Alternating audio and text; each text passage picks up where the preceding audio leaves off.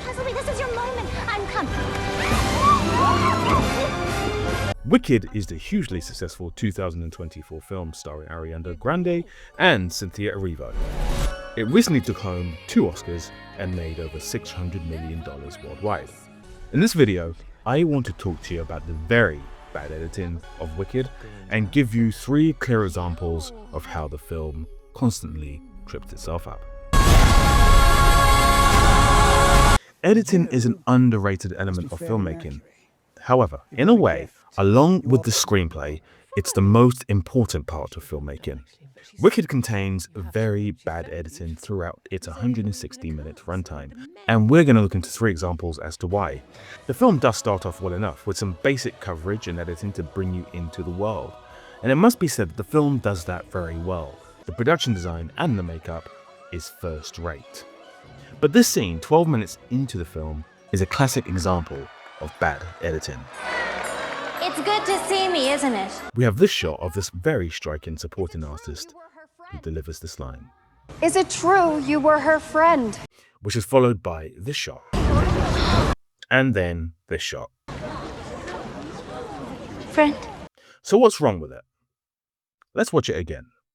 Is it true you were her friend? Friend. So we have this line from the supporting artist. Is it true you were her friend? And then we have this shot. A reaction shot. But what exactly are they looking at or reacting to? It's a big mess of a shot. It's really a nothing shot. Now this could be a case of simply not enough coverage.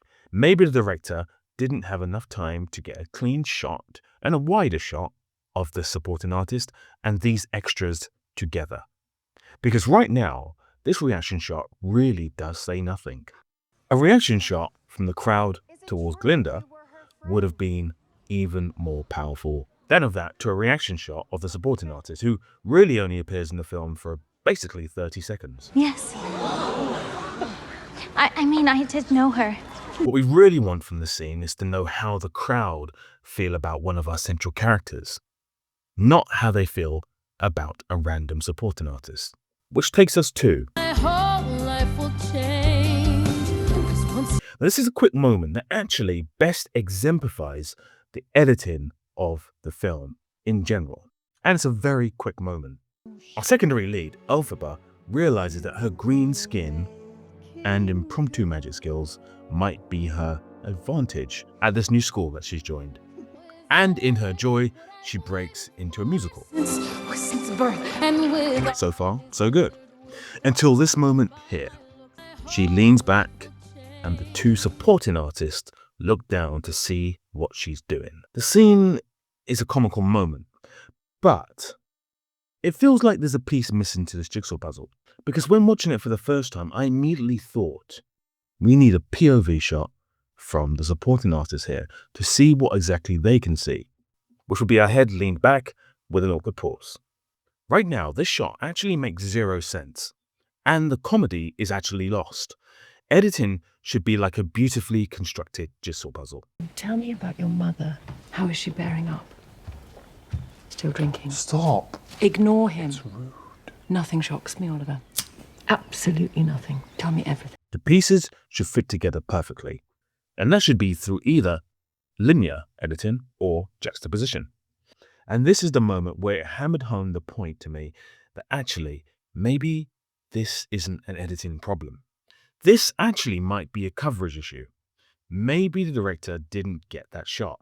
Because, honestly, if he did, it should and would be in this sequence. My whole life will change, 'cause once you're with the... The fact is, I could go from scene to scene to scene and point out so many similar examples of where the filmmaking is just really off. And with each scene in this film, I struggle to determine whether this is the director's fault or the editor's fault. Even here. Give me my leg. Give me my leg. This simply, quite simply, needs to be a reaction shot from the flying monkey. The joke doesn't work without it. Again, is this a coverage issue or an editing issue? Give me my leg. Give me my leg. And here we have the ending of the film. Well, actually, this film is part 1 in a part 2 series, and the ending, for the most part, is edited completely fine. But there are still a couple of really awkward moments, like why is there no reverse shot of her leaving onto the balcony here, and until here? And especially this, where you hear the sound of the door opening, and then you get an awkward look from Glinda, and then the door opens. But we already heard the door open, so why is the door opening now? And that is actually just bad editing. That's nothing to do with coverage or the director. And all of this leads to this moment.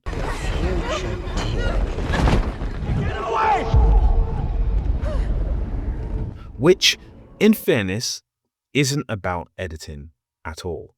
This is about filmmaking, and one of the reasons why people prefer the limitations of novels and theatre in preference to films.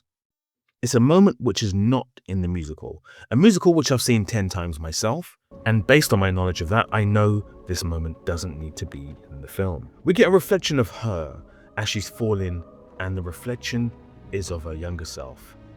It really has zero impact, considering we barely see her as a young kid in the film, and sure, they are playing with the idea of duality and letting go of or embracing your childhood, but considering we know next to nothing about her childhood, this shot really does not resonate at all.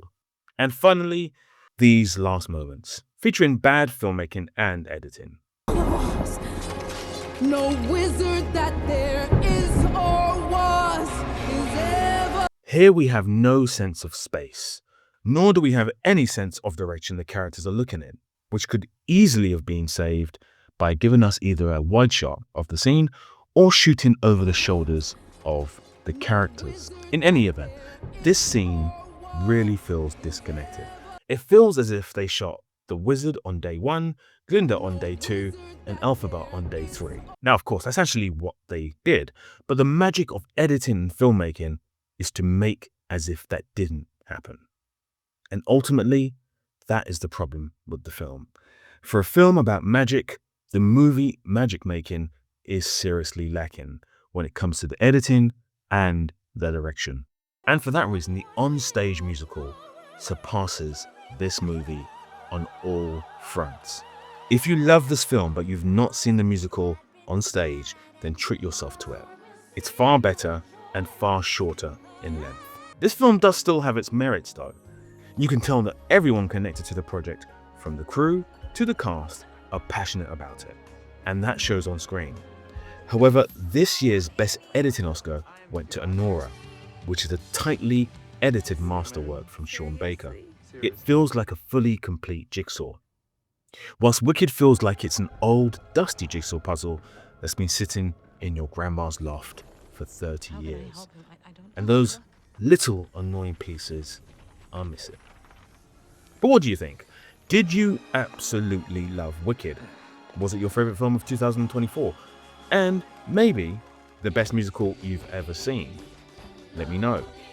Big love, and I'll catch you in the next video. Dorothy and Toto. What intelligent names. You don't doubt, you don't doubt.